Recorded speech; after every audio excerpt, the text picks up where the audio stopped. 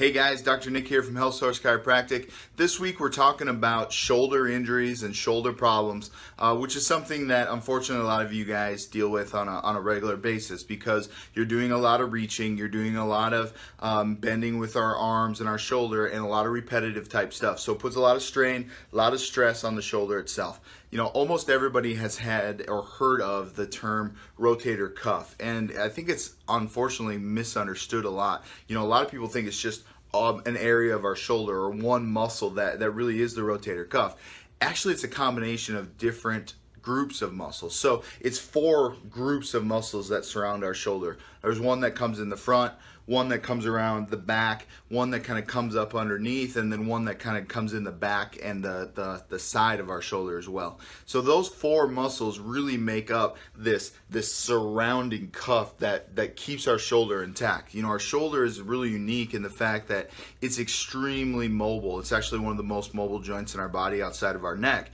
It's the actual single most mobile joint in our entire body. Our neck combined together is more mobile, but the shoulder itself, you know, literally can do pretty much 360 degrees and, you know, get 180 on the side. So, you know, it's a very mobile joint. That's why it's very susceptible to injury and aggravation and repetitive strain injuries. So, you know, the shoulder itself, how do you get it better? How do we fix it? You know, what can you do at home to help yourself?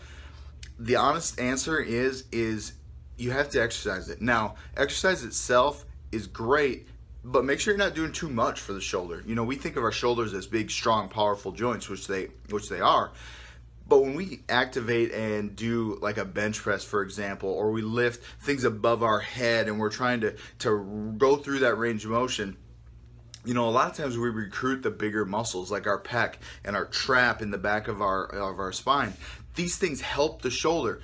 When we're talking about the true shoulder itself, it's very small muscles, so we have to use small weight. You know, so simply taking like a Bush's baked beans can of beans and using that, and you know, working on going straight up to the side as high as you can. You know, working on going straight up in front of you as high as you can. You know, locking your elbow at 90 degrees and going in and out. Those are all great things to work on. You know, and again, you're going to be doing about 3 sets of 10 of these. If you've had shoulder problems, these are great things to start with.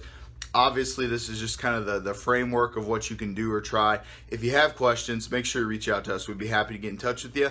And unfortunately, I'm kind of near and dear to shoulder problems because I've had a couple surgeries on my shoulders. So I know shoulders well. If you have questions, I've been through it. I know what you're experiencing.